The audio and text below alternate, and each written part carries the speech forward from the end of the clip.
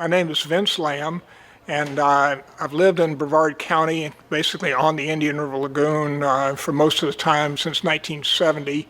I've actually lived on the same property that I'm living on now for 45 years.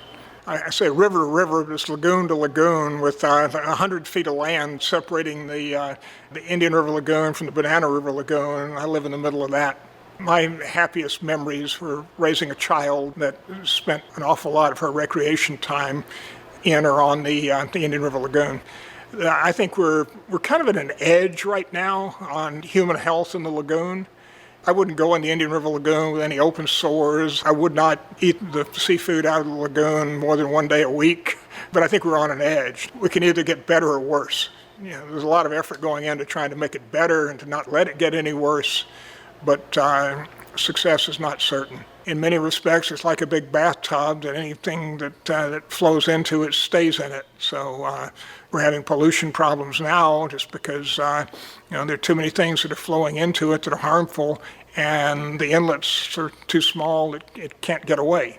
I am hopeful that we can bring this lagoon back just by changing the behavior of the people that live here to be more lagoon friendly. I don't believe it's a lot of work, but it's a change. I mean, we're accustomed to lush green St. Augustine lawns. We need to change that to where people are content with smaller amounts of St. Augustine, where they really need a lawn, and growing more native plants. So that's a change. It's not a giant expense.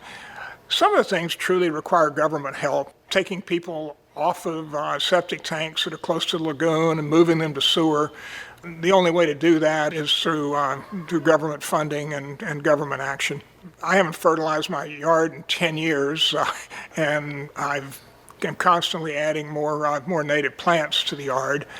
I've also been on a water reduction program that I use less water as a consumer, far less water as a consumer now than I did 10 years ago. When I first looked at the problems that the lagoon was having, I actually took a trip up to the eastern shore of Maryland and met with the Chesapeake Bay Foundation and met the neighbors on the Chesapeake Bay. And I saw this unity of the Chesapeake Bay, where here you've got like 5 states that are impacting the Chesapeake Bay. And you've pretty much got a one bay attitude up there, I think, of cohesiveness across a very big area to restore the bay. So I think that's the opportunity that is here, that we clearly have a stronger voice when people from all of the counties along the lagoon are coming together with a passion and commitment to restore the lagoon.